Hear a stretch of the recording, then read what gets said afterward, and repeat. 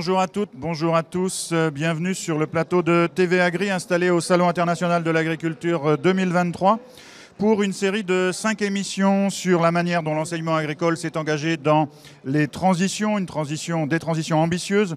D'une part, des transitions agroécologiques, c'est-à-dire ce qui se passe sur les exploitations agricoles attenantes au lycée. Et puis d'autre part, quelque chose qui se voit peut-être un petit peu moins, c'est-à-dire les transitions en termes d'enseignement et d'apprentissage, donc ce qui se passe dans la classe. La séquence qui nous réunit s'intitule « Des enseignants médiateurs indispensables à la double transition agroécologique et éducative ». J'ai le plaisir d'accueillir Frédéric Lévesque. Frédéric, tu es formateur en agronomie au sens large du terme à l'UFA des Flandres à l'Homme. Bonjour Frédéric. Oui, bonjour Christian. Oui. J'accueille également Bastien Castel. Bastien, tu es un ancien étudiant de Frédéric en BTS production horticole. C'est bien ça, bonjour à tous. Bonjour Bastien. À ma gauche, Brigitte Besson. Tu es enseignante en agronomie, mais également référente enseignée à produire autrement pour la DRAF Auvergne-Rhône-Alpes. Bonjour Brigitte. Bonjour Christian, bonjour à tous. Et puis enfin Flora Augeron, qui est conseillère agricole sur les questions agronomiques en particulier à la Chambre d'agriculture de l'Ain. Bonjour Flora. Oui, bonjour à tous. Merci à vous d'être présente sur ce studio. La première question, elle va s'adresser à Brigitte. La transition agroécologique dans l'enseignement agricole, ça fait presque une dizaine d'années, mais c'est quoi exactement ? Très bien, merci Christian. C'est vrai que ce mot transition est un mot important, on va l'entendre au pluriel, et c'est un mot qui articule le plan enseigner à produire autrement. Alors ce plan, il est simple dans son apparence, il est articulé en 4 axes, avec 3 actions par axe, mais en réalité, il est puissant, il est ambitieux, et il définit ce que le ministère de l'Agriculture attend en fait de ces écoles. C'est un peu une ligne directrice vis-à-vis des apprenants, vis-à-vis des enseignants et de la communauté éducative, vis-à-vis des plateformes pédagogiques, que ce soit les exploitations agricoles, les ateliers techno-alimentaires, les magasins et les cuisines pédagogiques. Et puis également, ce plan va aussi questionner le lien au territoire. Alors, transition au pluriel, c'est-à-dire effectivement, on va être à la fois sur des enjeux techniques, mais à la fois sur des enjeux éducatifs. Et cela, quelles que soient les filières, quels que soient les métiers auxquels le ministère de l'Agriculture prépare, parce que nous avons des formations production agricole, mais également de commerce, agroalimentaire, services aux personnes, par exemple. Une personne extérieure pourrait penser que ce plan relève du bon sens. En effet, je pense personnellement que c'est du bon sens. Alors, le plan enseigner à produire autrement dit simplement, là où les choses sont déjà initiées, où le mouvement est en marche, que cela continue, que cela s'amplifie. Et puis là où ce n'est pas encore le cas, que cela s'enclenche. Alors, il y a un dispositif un peu particulier en son sein, qui est le plan local enseigner à produire autrement. L'idée, c'est que tous les établissements se dotent d'un plan spécifique autour de quelques actions un peu significatives pour justement développer ce mouvement-là. Est-ce que tu peux nous en dire un petit mot ? Oui, bien sûr. Alors, le plan local enseigner à produire autrement n'empêche pas que des choses se déroulent en dehors de ce contexte-là. Mais effectivement, il est attendu que chaque établissement se donne de manière concertée, de manière construite, des priorités, un nombre limité de priorités qui leur permettent de s'engager dans les transitions éducatives et techniques. Ok, merci Brigitte pour ce premier élément. Je vais me tourner maintenant vers Frédéric. Vous êtes formateur, vous êtes enseignant avec Brigitte, mais vous avez aussi une autre fonction. Vous avez une fonction un peu intermédiaire, vous êtes correspondant ou vous êtes référent enseigné à produire autrement. Frédéric, est-ce que tu peux nous dire en quoi consiste cette fonction de correspondant RMT ? Tu nous expliqueras ce que c'est, et de référent local enseigné à produire autrement. Oui, donc c'est vrai que depuis 2014, j'ai pu avoir la chance d'être référent agroécologique, donc justement d'accompagner les transitions au sein de mon établissement, entre autres. Et c'est vrai que j'ai pu, grâce à cela, m'orienter vers des méthodes alternatives, comme la permaculture ou l'agroforesterie. Donc, ce qui a permis, par exemple, de développer un module en BTS production horticole qui s'appelle le MIL permaculture, et puis d'apprendre aux jeunes comment apprendre la permaculture et comment on le fait. Et c'est vrai qu'après, j'ai eu la chance de développer des projets CASDAR, transition agroécologique, notamment sur la mise en place d'un verger maraîcher dans les Hauts-de-France, chose qui n'avait pas forcément de choses reproductibles auparavant. Donc, et ça a permis de mettre en place cela avec les jeunes par des méthodologies de conception. Forcément, après, c'est facile de dire qu'on va mettre en place l'agroécologie, mais maintenant, comment on le fait et comment on accompagne les jeunes sur ces thématiques-là. Donc, c'est ce que j'ai pu développer depuis 2014. Et depuis 2021, j'ai eu la chance de devenir correspondant RMT Agroforesterie. Et grâce à ça, je continue dans cette lancée au sein de l'agroforesterie pour faire le lien avec le réseau mix technologique, groupe de recherche avec des techniciens de l'enseignement agricole, et de faire le lien notamment avec l'enseignement agricole pour faire les passerelles, voire développer des outils de co-conception, de développer des séquences pédagogiques pour permettre à l'enseignement agricole de développer des parcours de formation. Et là, tu animes un petit groupe d'autres enseignants engagés dans ce RMT sur ces questions d'agroforesterie. Oui, en tout cas, on essaye de voir comment on peut faire pour les inciter à venir, éventuellement par des formations de type PNF via la Bergerie nationale, où on pourrait justement les amener à monter en compétences techniques, parce que c'est facile de parler d'agroforesterie, mais bon, après, il faut quand même dedans avoir des choses intéressantes à mettre en place, des choses assez constructives. Et donc, c'est vrai que il y a une méconnaissance de ce sujet. On sait planter des arbres, mais après, comment on les gère, comment on les accompagne, comment on suit ces systèmes-là. Donc, il y a tout ça à développer. Et donc, c'est pour ça que oui, c'est important de pouvoir accompagner les jeunes, mais aussi accompagner les enseignants formateurs. D'où le collectif. D'où le collectif. Brigitte, tu as une fonction aussi qui te sort, j'allais dire, de ta classe, qui te sort de ton rôle classique d'enseignante. Tu es référente régionale pour la DRAF Auvergne-Rhône-Alpes, enseigner à produire autrement. En quoi ça consiste exactement ? Alors, effectivement, donc moi je suis missionnée à l'échelon régional pour venir en appui à l'ensemble des établissements privés et publics de la région Auvergne-Rhône-Alpes, qui est une grande région en fait en matière d'établissements agricoles. Et je dois dire que c'est le volet enseigner autrement du plan enseigner à produire autrement qui m'est en fait familier. Et je suis confrontée à des équipes qui me disent comment on s'y prend. Il faut changer, mais c'est pas simple. Comment on s'y prend ? Tout enseignant admet aujourd'hui qu'on ne peut plus faire comme avant. Le public a changé, la société a changé, les attentes en matière de métier ont également changé, les savoirs qui étaient stabilisés autrefois ne le sont plus. Donc ça déroute énormément. Et puis également, si on considère que les jeunes ont changé, néanmoins, ils ont toujours envie d'apprendre. Et c'est faux de penser qu'ils ne veulent pas apprendre. Donc il faut peut-être simplement envisager la question pédagogique en fait autrement. Donc, ils sont en attente d'une nouvelle relation à l'école, d'une nouvelle relation au savoir et d'une nouvelle relation à leurs enseignants. Pour cela, un accompagnement des élèves et des enseignants est nécessaire pour rassurer dans les changements et puis également pour outiller les enseignants qui ont besoin en fait, de moyens. Cet accompagnement se fait de manière bienveillante.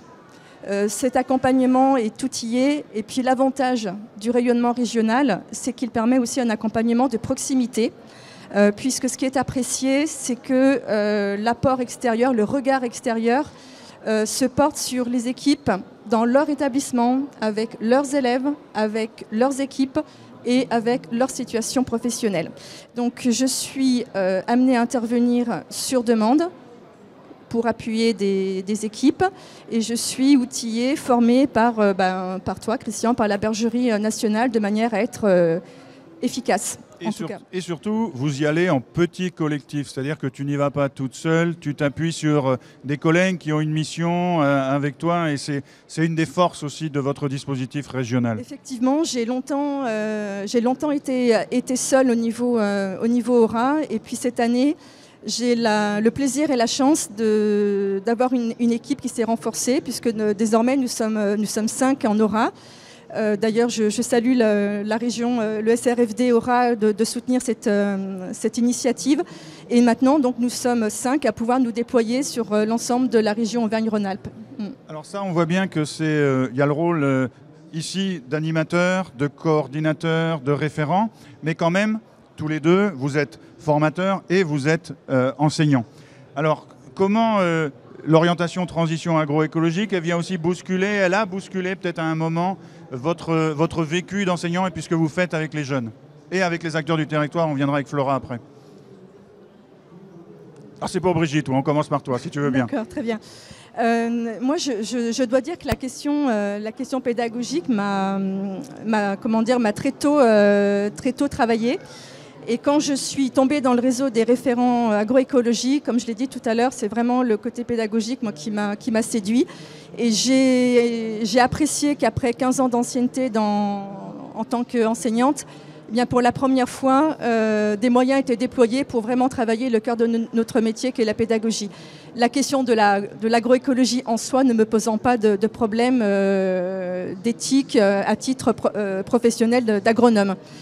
Alors, de quelle façon moi, je dirais que ça s'articule autour de quelque chose qui est important pour moi. C'est déjà l'objet qu'on va se donner et autour duquel tout va se jouer en matière d'apprentissage. Donc, un objet qui aurait du sens pour le métier, pour le territoire, aussi susceptible d'attirer l'intérêt des élèves. Et je dirais que plus l'objet est difficile, mieux c'est. Donc, ça peut être des objets comme la réduction des produits phytosanitaires, la question du bien-être animal. Tiens donc. La question de l'arbre, la question de l'inclusion pour notamment les métiers des services, la question de la viande, la question du loup, la question du bio. Et puis je dirais que c'est important pour moi d'extérioriser le débat, le sortir de la classe, pour sortir du face-à-face prof-élève. L'inclusion d'un tiers est pour moi essentielle. Alors justement, on va parler de tiers, Flora. La collaboration, parce qu'on peut parler de collaboration, de connivence entre l'enseignant et puis un acteur du territoire, ça aide à travailler sur des questions que vous vous posez aussi, vous, dans l'accompagnement des agriculteurs. Et oui, alors moi, mon travail, c'est effectivement l'accompagnement dans la transition agroécologique, notamment par le plan éco-phyto. Et effectivement, donc, la proximité en fait, avec les lycées agricoles est de mon point de vue essentielle parce que ce sont les instituts de formation des agriculteurs de demain. Et je pense qu'en fait, nos travaux permettent aussi aux acteurs de l'éducation de rester ancrés dans l'actualité agronomique et les enjeux territoriaux. Mais et pour cela, il a fallu apprendre à se connaître, à se faire confiance, et ça a demandé beaucoup de temps. Donc ça s'est construit, la relation elle s'est d'abord construite avec Brigitte entre nous sur plusieurs années, et après elle s'est étendue à nos deux structures, au lycée et à la chambre d'agriculture. Et on a pu mettre en place des actions de plus en plus ambitieuses. Avec Brigitte, on a commencé par le bulletin de santé du végétal. On est ensuite allé sur des projets qui impliquaient des élèves, donc avec des démonstrations de désherbage mécanique, des choses comme ça. Et maintenant, on a un projet donc, qui est en place depuis 2 ans sur une plateforme d'essai système en zéro phyto, qui implique à la fois les enseignants, les élèves, mais aussi la ferme du lycée. Elle n'est pas à l'antenne, mais Domitil Declercq, qui est la directrice d'exploitation, qui est avec nous présente. Et donc, il se passe des choses et ça peut aller jusqu'à des projets ambitieux. Peut-être un petit mot sur le projet Valens, par exemple. Oui. Une vraie commande, une vraie question territoriale qui rentre dans la classe et que vous accompagnez ensemble. Oui, effectivement. Donc c'est un projet qui est mené en fait avec une communauté de communes, la communauté de communes de la Dombe, avec la chambre d'agriculture de l'Ain. Donc on a monté tout le projet de A à Z et on a fait appel à Brigitte et à ses élèves. On leur a fait passer commande pour nous aider à mettre en place un essai système. système. Et on leur a posé des questions très concrètes. Comment on fait d'une plateforme expérimentale un commun, parce qu'on voulait mettre en place un groupe pilote d'agriculteurs, et on leur a demandé de nous faire également le point zéro agronomique de la parcelle. Est-ce qu'il y avait nécessité de drainer ou pas la parcelle? Donc des questions très concrètes, mais très difficiles quand même à trancher. Et voilà, et c'est Brigitte et ses élèves qui s'en sont emparés.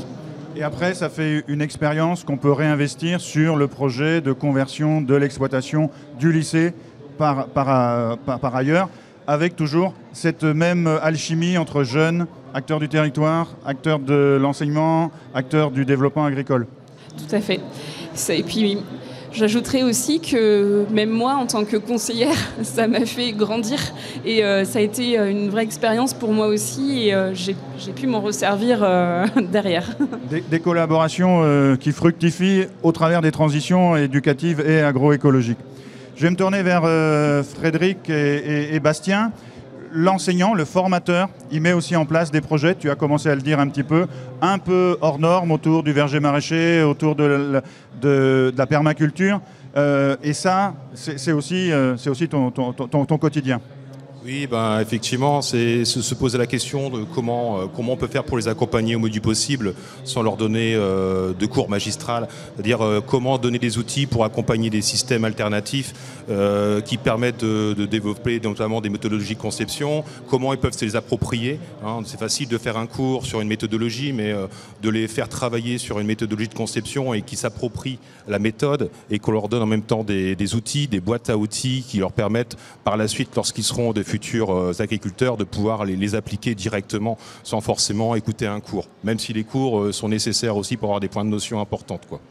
Bastien, toi, comment tu as vécu ces expériences pédagogiques avec des commandes du directeur d'exploitation, d'une ferme en permaculture? C'était nouveau pour toi? C'est quelque chose qui t'a bien branché? C'est quelque chose qui nous a très intéressés avec l'ensemble des collègues parce qu'il faut savoir que là, sur le projet verger maraîcher, on est allé de A à Z. Donc on a vraiment pris le rôle de l'agriculteur, c'est-à-dire qu'on est allé dans l'étude de cas. On a pris des exemples d'autres exploitations dans le nord de la France. Je pense notamment à une exploitation qui est située à côté du marché d'intérêt national de l'Homme, mais aussi sur d'autres exploitations de la région. Donc on a pris le rôle d'ingénieur aussi parce qu'il faut savoir qu'on travaille directement sur le sol. On a fait l'étude de cas, l'étude de sol et on a recherché des espèces, des manières de travailler le sol, ce soit le labour, les choses comme ça, mais aussi de travailler en immersie avec l'ensemble des espèces. Et derrière, comme nous, on est en BTS horticole, on est amené à être soit chef d'exploitation ou travailler dans la production végétale, mais on a mis en place un projet. Et dès nous, en tant qu'élèves, on travaille de A à Z. Dès qu'on met en place la première pierre et qu'à la fin, on plante l'édifice, je veux dire, c'est magnifique. Et moi, je pense que c'est une manière d'étudier qui est très intéressante parce que l'élève, il voit ce que c'est la profession, il subit, entre guillemets, la profession, mais il apprécie parce qu'il a envie d'aller de l'avant. Et ça lui fait réfléchir sur ses projets de profession à l'avenir, quoi. Et puis surtout, il faut restituer aux commanditaires. Donc il faut être en capacité de défendre ses choix. C'est ça, ouais, parce que nous, avec Monsieur l'évêque et l'ensemble du CFPPA UFA, on a vendu un peu notre projet. Donc ça passe par la communication avec les services du CFPPA, mais ça passe aussi par, voilà, on vend notre projet au conseil d'administration de l'établissement.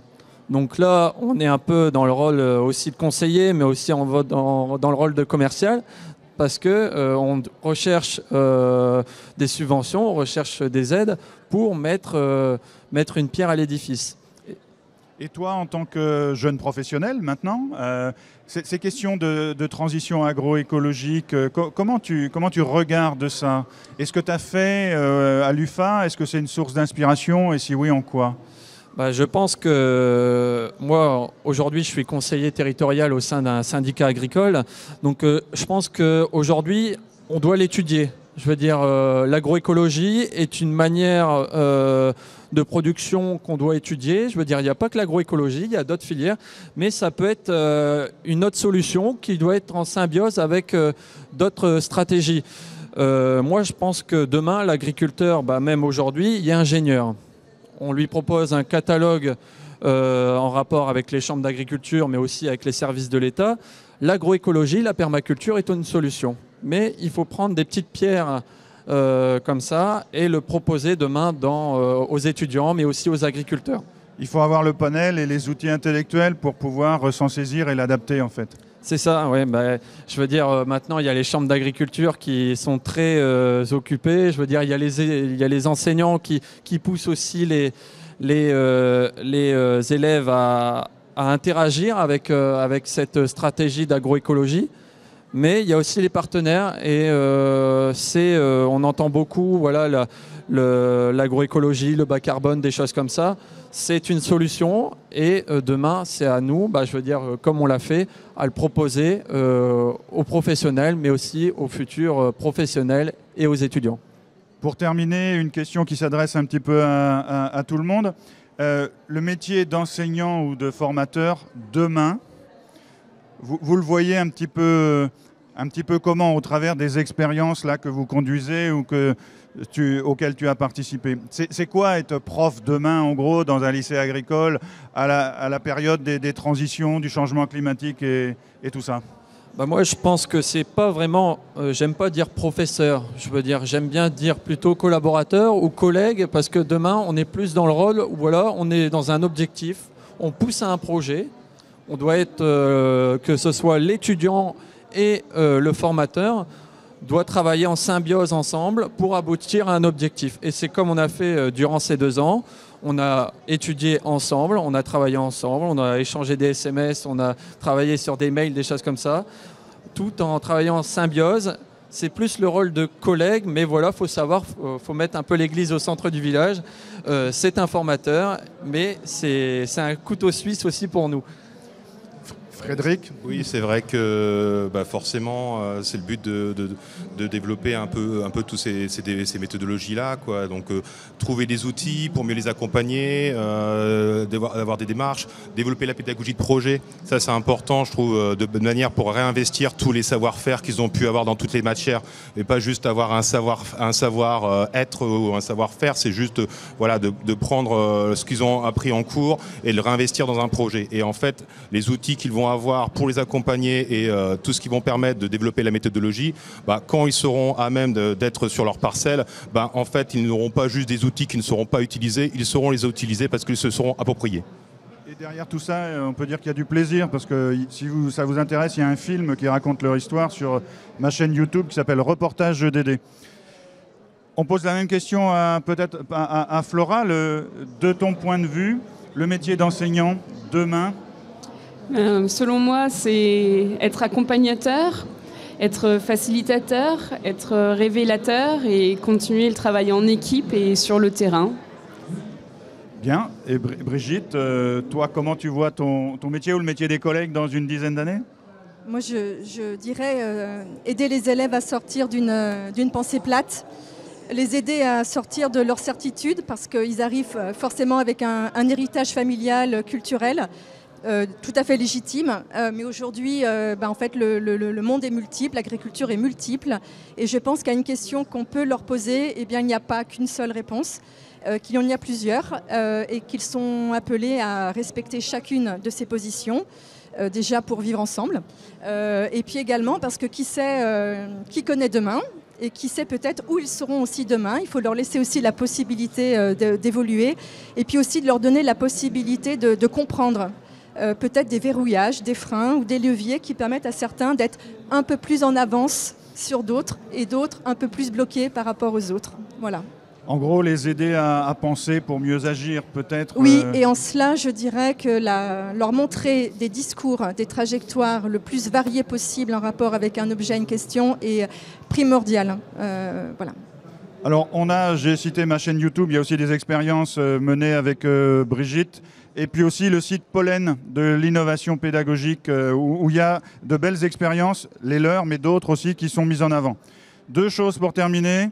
C'est le printemps des transitions dans l'enseignement agricole du 6 mars au 4 juin.